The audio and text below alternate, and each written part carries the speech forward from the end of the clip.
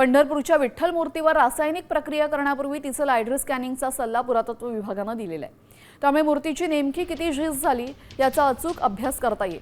मात्र वारकरी मंडळाने रासायनिक प्रक्रियेला विरोध करत आयुर्वेदिक पद्धतीने प्रक्रिया करण्याची मागणी केलेली आहे। यावर मंदिर समिती बैठक घेऊन लवकरच अंतिम निर्णय घेणार असं जिल्हाधिकाऱ्यांनी सांगितलेलं आहे। या संदर्भातले काही महत्त्वाचे मुद्दे आपण पाहूयात। तर विठ्ठल मूर्तीच्या रासायनिक संवर्धनापूर्वी लायडर स्कॅनिंगचा पुरातत्व विभागाचा सल्ला आहे। या स्कॅनिंगमुळे मूर्तीची नेमकी किती आणि कुठे झीज झाली हे स्पष्ट होणार आहे।